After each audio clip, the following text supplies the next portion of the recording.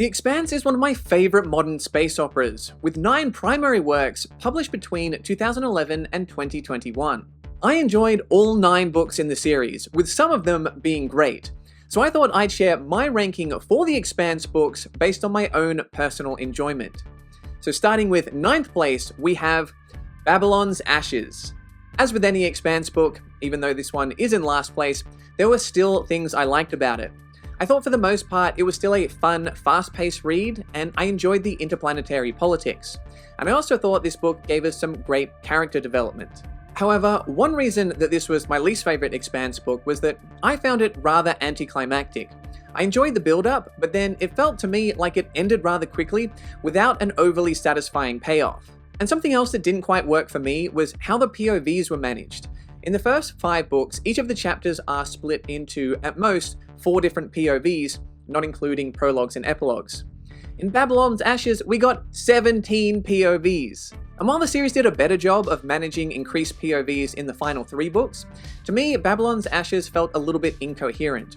There were quite a lot of characters that we followed that I wasn't super interested in, and the characters that I was interested in following, I felt like we didn't get to spend enough time with. Alright, moving on to 8th place, and I know this one is a little higher for some people, we have Caliban's War. Now for all the people thinking, Jonathan, but what about Bobby and Avasarala? Well, don't worry, I totally agree, those are 2 of the best characters in the series. I think this book did a great job of introducing new characters, as well as expanding on the chessboard that was set up in Book 1. I also thought this book had a couple of great action sequences as well. However, there were a couple of elements in this book that didn't quite click for me. They made one of my favourite characters a little bit whiny in Caliban's War, and I also thought the antagonist in this book felt rather distant and lacked a bit of personality. The missing person storyline felt a little bit similar to something that we got in Book 1, and lastly, we spent a lot of time on ships. I felt like I got a much better feel for the world on Ceres and Eros in Book 1, and I enjoyed those much more as settings. But overall, still a good book thanks to Bobby and Avasarala. Alright, moving on to my 7th place book, we have Cibola Burn. I really liked the first half of this book. I felt like the ending of the previous book set up something new for the series, and I like this one going in a fresh direction. I also thought that the central conflict was believable, and I was invested in the different perspectives. And there was also a great set piece in this book where I felt like the stakes were really high. What didn't work for me in this book was a romance subplot, which I was never really interested in, and this is another book where I felt like it lost a little bit of steam in the second half. There was a great rivalry that was established in this book, and it never really pays off, which I found to be anticlimactic and borderline literary malpractice. There were also some really cool sci-fi concepts that were introduced in Abaddon's Gate, which I felt like Cibola Burn didn't quite manage to utilize or elevate in the way that I had hoped. Moving on to number 6, we have Abaddon's Gate. I found the premise for Abaddon's Gate rather intriguing, and I also thought we got some great action in this book. Something that was particularly memorable was a battle in low gravity that felt really visceral and exciting. I also liked that this book felt a little bit more ambitious in terms of the sci-fi concepts. There were a couple of moments in this book that felt rather weird and trippy, and I enjoyed that. I didn't have any major issues with this book. Some minor complaints would be that, again, I felt like the antagonists weren't a particular strength of the story, and I felt like the new characters that were introduced weren't quite as interesting as the new characters that were introduced in Book 2. I thought overall the characters were well written, but there was the occasional line of corny dialogue. Alright, we're at the halfway point, and in 5th place we have Nemesis Games. This book was a bit of a turning point for me, as I'd heard a lot of readers say how much they loved the crew of the Rocinante, and after 4 books I would have said that I liked them, but I wouldn't have necessarily said that I loved them, and this was the book that really made me care about them. I liked each of the POVs and each of the storylines pretty equally, and I think this book gives us some of the best character development in the series, both in terms of fleshing out backstories and creating paths forward in the story. I also thought that there were some pretty epic moments in this book that really expanded the scope of the series and what was at stake. I didn't have any major complaints about this book either. I would say perhaps by the 5th book, I was hoping for some sci-fi concepts that really blew me away, or some plot twists that completely shocked me, and while I enjoyed everything that happened, I wouldn't say that this book revolutionized the series. Okay, moving on to my 4th place book, we have Leviathan Falls. This is the 9th and final book, and I think they stuck the landing.